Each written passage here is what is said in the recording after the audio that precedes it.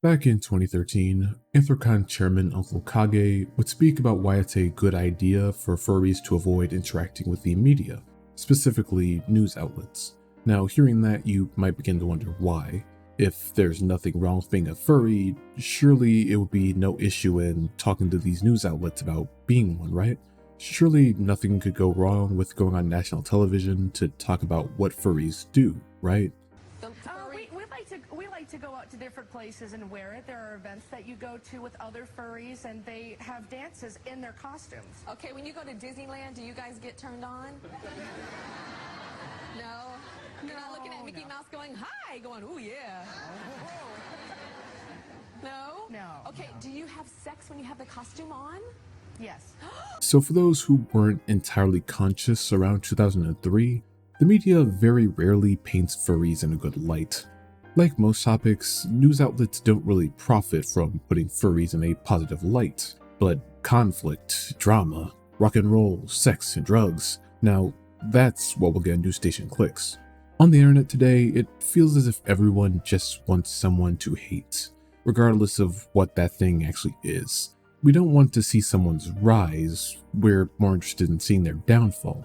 So that's what the news outlets pander to, and that's why Kage would suggest to avoid them. But what if you choose not to? What if you decide to bite the bullet and show these news outlets why being a furry isn't that bad? I mean, there have been occasions where coverage benefit furry events, right? Well, this video won't be talking about that. Instead, I'll be running you through a pretty recent example as to why mainstream media probably shouldn't be trusted when it comes to talking about the fandom, as well as the rabbit hole that awaited after this coverage. A rabbit hole that probably will only go on to tarnish the fandom's image even further. But before we do that, I suppose some backstory is in order, so you aren't going into this completely blind. So, this entire ordeal essentially stems from one man, Republican and Florida Governor Ron DeSantis. Most outside of the furry fandom probably know him as the man foolish enough to start a beef with Mickey Mouse and his following of Disney fans. But it would seem that the decisions of DeSantis have had some impact for furries living in Florida. This impact was created by the effects of Senate Bill 1438. In this bill, it stated that exposing children to an adult live performance is prohibited. Continuing on to elaborate that adult live performance means any show, exhibition, or other presentation in front of a live audience which, in whole or in part, depicts or simulates nudity, sexual conduct, sexual excitement, or specific sexual activities. Reading this bill, it does seem pretty understandable to keep children out of events that are inherently sexual. However, this would see itself affecting one of the largest furry conventions in Florida, Megaplex. On May 24th, 2023, the convention would do something it had yet to do in its 2-decade history. They would restrict convention entry to those 18 years or older. This would be announced through a tweet, starting with, "Many have raised concerns about recent changes in Florida's legislation. After reviewing Florida Senate Bill 1438, it has been decided that for legal reasons and protection of our attendees, our venue, and overall convention, Megaplex 2023 attendees must be 18 years of age at the time of registration pickup. Megaplex has welcomed younger fandom members and their families since its inception, and making this change was very difficult. While this change impacts the 2023 convention, it is unsure if this will have to continue for future years. It is our hope that this change is temporary and that we can welcome members of all ages back next year." While children being restricted from attending a furry convention might disappoint some, as children should be allowed to experience the degree of self-expression the fandom allows, this was possibly the best bet for Megaplex if they wanted any chance at organizing a con the following year. If they decided to keep their doors open to all ages, they would be opening themselves up to quite an abundance of risk this year. From possibly unruly protesters to any attendee doing something dubbed too provocative to be around children in public. Now, full disclosure, I have never attended a furry convention myself. I may one day, but it's currently up in the air. But as someone who's covered the less desirable portions of a number of conventions, believe me when I say that all it takes is the actions of a single person for the internet to see and label a convention as a dumpster fire. And with one political side currently aiming its view towards furries, no amount of "how would you know you didn't attend" will stop the oncoming wave of fear-mongering one misstep could create. For an example of said fear-mongering, we'll set our view to the ironically named Fox News, where host Jesse Waters could be found taking full advantage of the refurbished satanic panic. On June 5th, Fox News host Jesse Waters would be found covering disdain caused by Senate Bill 1438. In the expected fashion, the lead up to furries would consist of a comparison between drag brunches and strip clubs, before lumping furry conventions into the mix of your usual conservative talking points. Ever since Ron DeSantis signed Florida's Protection of Children Act, the left's been treating him like Mussolini. The law just prevents kids from attending adult live performances like drag brunches. Makes sense. You wouldn't take your kid to a strip club, so why would you take him to a man stripping at a brunch, right? Well, the answer is it's not okay, and most people know that. But the bill's led to some unintended consequences, and it's made a powerful group of people upset. Furries. Nothing out of the expected, really. Just your usual straw man fallacy delivered by a soulless being composed exclusively out of melted PVC piping. Personally, I don't see the harm in someone being flamboyant while I eat brunch with my family, but it is what it is, I suppose. I don't see it as something comparable to taking a family to a strip club. But then we get to the furry portion, and the description reeks of your usual misconceptions that we've grown far too used to. What are furries? They're a group of people who dress up in costume and pretend to be animals. They like to go to conventions, kind of like a Comic-Con, except everyone's dressed up like the Philly Fanatic. I guess this is just good, clean fun. Different strokes for different folks and all, but there's also a sexual undercurrent at the events. Some of it gets like, well, watch out for the guy with the paddle. I want to get so out of school.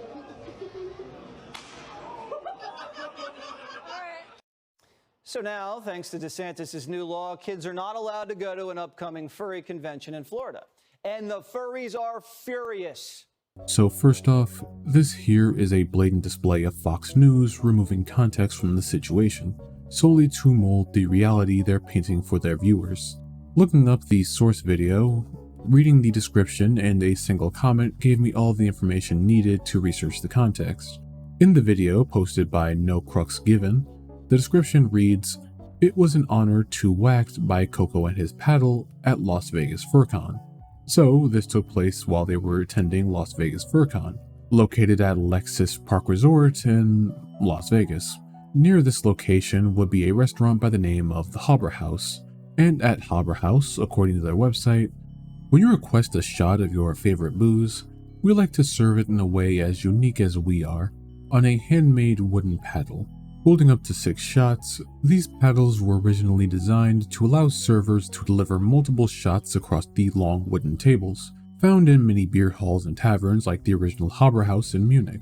But at Harbor House Las Vegas, our paddles pull double duty. Some patrons not only like to be served with the paddle, they also ask to be spanked by it. Yes, spanked. The account linked in the description shows that no, this spanking isn't a furry exclusive activity. If you, as an adult, ask to be spanked, they will provide. So with just a bit of Google searching, one can already deduce that this isn't exclusive to furry conventions, but an optional part of this restaurant's experience. But as one would come to expect, this isn't acknowledged by Waters, because alluding to a group being a bunch of sexual deviants is what gets a reaction. That's the message they want to push. And on top of that, furries weren't as furious as his theatrical delivery would lead you to think. Unsurprisingly, reaction to the change was split down the middle. Some found the change beneficial, while others believed it would deter minors away from the furry fandom, as well as set a precedent that you have to be an adult to be a furry. And while I can find merit in both mindsets, this nuance isn't touched on by Fox. Why would it be, after all? As the old saying goes, mess with the cat, you get the claws. We now turn it over to a real-life furry, David Kanaska, to respond. Oh, right.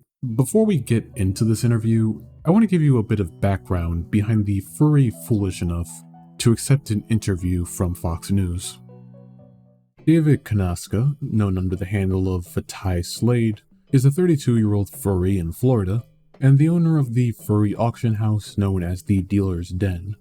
Basically a furry eBay of sorts that he purchased from the original owner, and would go on to operate alongside his wife, referred to as Moon. Some might not have recognized him at first, given this isn't the first suit he's known for, his primary suit being that of a white Bengal tiger. However, the origins of this suit are still up in the air. There are rumors of the suit being reported stolen, although Vitai claims that he directly purchased it from a City Mutt fursuit at Megaplex 2 to 3 years ago. But you're probably wondering why Vitai chose to accept this interview from Fox News. Well, on May 31st, Vitai would post a poll on Twitter, reading, "I've been asked to do a 5-minute live interview in fursuit with Jesse Waters on Fox, addressing the recent bill, Senate Bill 1438, by DeSantis and the new policy decision by Megaplex to exclude minors from attending this year. Should I do it or should I decline?" Given that I'm talking about that exact interview, I'm sure you can guess what he decided to go with. Although, if we were to look at the poll results, we would see that he chose against the results, the majority of votes telling him to turn it down. If you were to look at the replies after this interview, you would see multiple people asking why he decided to go through with it despite the majority saying not to. One of the answers he would give paints a picture of what to expect as we go through this interview. He says that there were many factors that played in his decision, the ones named being, "I have experience with 2 different newspapers and an NPR broadcast. I've been in the furry fandom for over 15 years, so I've been around the block a few times. As well as, I am in the top 10% of the country in regards to IQ." With that detail, let's see how that interview actually went down. All right, David, how old are you? I'm 32. And what are you supposed to be dressed up as here? Well, currently, I'm a raccoon. And why are you dressed up as a raccoon? Well, isn't it fun? For you? You tell me. Oh, for me, absolutely. I'm hoping it's fun for everyone around me. The joy of bringing smiles to everyone's face is really the only reason that I like to do this. Getting smiles and bringing people happiness in all sorts of ways. The furries, I know specifically, are great at art and dance and theatrical performance, and it all brings with it. Well, I mean, you're also great at spankings. For those of you who didn't skip forward during that clip, I congratulate you. Normally, I clown on all the single furries a lot for being one of the only pieces of furry media I can't watch in one sitting without physically hurting myself from cringing so hard. But it appears we have a new contender. And while his answer makes logical sense, it's the fact that you can tell he wasn't prepared for this interview beforehand, as well as the awkward, unfinished sentences that try to go somewhere but don't. That is enough to make my skin crawl a bit while watching this. And Jesse here is eating it all up. But at least Vitai explains the logic behind the Hobra House spanking clip. Kinda. But even then, the agenda of this interview comes crashing in with a loaded question that doesn't even take his answer into consideration. Well, I mean, you're also great at spankings. Did you see the video we just played? What's going on with the spankings at the furry conventions? Well, there's a popular restaurant called the Hobra House, and this is a restaurant that is pretty close to one of the conventions that we set up every year. And at the Hobra House, it's customary in Germanic tradition to, I guess, slap the asses of all of the patrons. Okay. I don't know why. I didn't know the Germans were into that kind of kink, but there's a lot I don't know. So why do you want kids around people dressed up as squirrels getting spanked? Me personally, I don't. I think that it's definitely an adult-only environment for that. The furry conventions themselves don't have anything to do with that, though. The furry conventions themselves are really about community and bringing people together. You know, a lot of us, we're not so socially, it's a little bit tough You know, Okay. it's easy to make fun of furries. You don't sorry about that. You don't say. Furries easy to make fun of? I never would have thought of that. Now, I may be coming off as uncharacteristically harsh here. Good. Now, the thing is, I personally am and have been critical of the sex pests and hypersexualized portions of our fandom, because I do think there's an issue with how a portion of our fandom confuses sexual positivity with just being a horn dog 24/7. But that issue gets just a tad bit harder to solve when it's splattered all over the place by fearmongers like the national news, whose main goal is to sensationalize an issue and push their rhetoric for as many clicks as they can. And it only gets worse when you get played like a fiddle, being voluntarily used as a prop as they push that very rhetoric. So why are you upset that kids are not allowed to be at the furry convention? Well, me personally, I think that it is a great way to include everyone, no matter, you know, what their age. It's nothing. There's nothing inherently sexual about these conventions. You have panels that teach you how to create costumes or dance, or you know, we have variety shows and all kinds of stuff, but it's not sexual. It has nothing to do with that. Okay, you say it's not sexual. That's fine. We have video that proves otherwise. But if, like, the governor said you can't have kids at the convention, why wouldn't you just say, okay, it's too bad, move on? Why are you and your crew so insistent on having the kids there? So I don't think that there's a huge backlash, but I mean, I could be wrong. There's from my understanding, it is from my understanding, the convention just wants to avoid any legal gray areas that might be present in the law. It's you know, we're misunderstood as a group, and it's very easy to vilify us. Okay. Do you blame yourself at all for being misunderstood? I mean, you're the one dressed up as a raccoon. Oh, absolutely. I think that this is absolutely crazy and weird and fun. And that's the point. I think, you know, it's supposed to gain attention. I like being on stage. I like performing as a character. I like bringing joy to people. Okay. Let's hear it for the top 10% IQ, everybody. That's all I can really say watching this interview over. I can't, for the life of me, understand what part of this appeared to be a good idea. It's clear that the point of this interview was to generalize furries as sexual deviants who want to corrupt your children, and still, this is what you bring to the discussion? You had ample time to hold a poll over this decision. You were able to prepare for them to make the fandom look like it was all about sex, and still, it felt like they just picked you off the street at random. But regardless, a question I expect in response to my reaction here is, do you think you could do better? And to that I say, well, fuck no. Never mind the fact that my melanin-infused ass wouldn't be caught dead hanging on Fox News.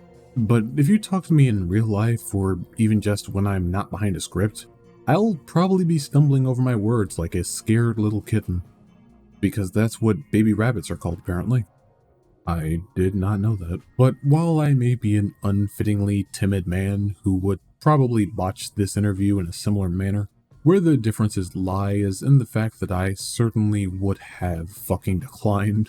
Say what you will, but I know what my limits and capabilities consist of, so the last thing I'm gonna do is try and push those limits on national television representing a mass of people who engage in the same hobby space as I do. And with how large the hobby space is, you're certainly not going to understand how the furry fandom as a whole operates just interviewing a single person. That's why I feel like this interview was doomed from the start, because the furry fandom is so diverse and full of many different walks of life that I believe it's something that you can only describe or learn about through experiencing it. There may be 1,000,001 Fox personas out here, but I assure you, everyone's experience in the fandom is different in some way, to the point that trying to represent the community as a whole is almost asking to get crucified. but instead of using wood, the cross is made out of your own poll results. Now clearly you don't need me to tell you that this went over terribly when it hit the web. Everyone else has already said it ad nauseum under the initial poll. The fandom's reception to this clip was not very positive, most coming to the agreement that he should have declined the interview, but he went on to insist that this was the right thing to do. Due to the number of people asking why he went through with it, even though he was warned not to, he would copy and paste this as a response a couple of times, saying, "Yes, I asked everyone I could for their opinion. This Twitter poll was not the only factor. I do respect your opinion though, so I ask you. Do you feel that the story would have been better for us had there not been a furry to give context to the video they played? And I'm not sure what's worse, the answer to that question being yes, or that he believed the better solution was to make a fool out of himself on the air. While yes, this story was going to be put in the news cycle regardless, as Fox weren't the only ones to cover the story, not going in at all would have been a much more preferable alternative to going in near fully blind and unprepared, especially given where talk about Vitai would end up, because as you'd expect, your past starts to come up a lot more once a spotlight is shown onto you. The moment this interview hit the public, many were already doing their own research to see what the deal was with Vitai. People were quickly able to pin him down as an anti-vaxxing libertarian who was pretty invested in Bitcoin, but this digging into his past would be met with Vitai privating his Twitter account, soon after changing the bio to read, "Views expressed are my own and do not represent anyone else." However, there was a much more damning point of interest that would be raised against Vitai after this interview, that being accusations of Vitai being a zoophile, who associated with zoo sadists. The evidence behind this claim was placed in a Telegram group displaying messages from Vitai's alleged Telegram account that were sent in a zoophile Telegram group chat. There was Show David asking if he could add his wife and at the time girlfriend Moon to the group, claiming that she was definitely a zoophile. Along with this, there were graphically disturbing images of sexually abused animals, showing Vitai reacting positively towards them, saying things such as, "I've never seen this before, but it's still delicious looking. Would love a taste," in response to a prolapsed dog. The proof shown in this Telegram chat is pretty damning against Vitai, but it might raise a question from some. If this started out as chastising Vitai for going on Fox News and arguably making the furries look worse, am I not doing the same here? I mean, Vitai being a possible zoophile would surely make the furry fandom look a lot worse than this shitty interview did. Well, personally, I don't believe it's the same field. Members of the fandom have been putting their efforts towards outing the child predators and dog diddlers inside the fandom, making sure those on the outside know that while we can't stop them from claiming they're part of the fandom, we can very well make sure that they know they're not welcome here. Well, you know, unless their smut is good, of course, in which case they're awarded immunity and are allowed to become too big to fail. So that's fun. Regardless, as this is all rather recent, there isn't much in the scope of updates concerning the situation. Vitai remains privated on Twitter. However, the most recent development would come from the business he and his wife own, the Dealer's Den, or should I say, used to own. Because following this release of Vitai's history, the Twitter account for the Dealer's Den would release a statement saying that the marketplace had parted ways with Vitai, with ownership being transferred over to Pax, also known as Psycho Wolves, a previous moderator for the Dealer's Den Telegram group. It's unclear whether Vitai had been completely disconnected from the group or if he and his wife are still benefiting from the site in some form, but it's safe to say that for some, trust with the website has already been broken, leaving us on a cliffhanger for what will happen next in regards to Vitai. All one can do is wait to see if he'll stay off the internet given this reveal, or unprivate and give his own statement of sorts. But no matter what the choice may be, if that interview was anything to go by, perhaps it would just be best if he were to finally take his poll's advice. Stay safe out there. Funding for this program was made possible by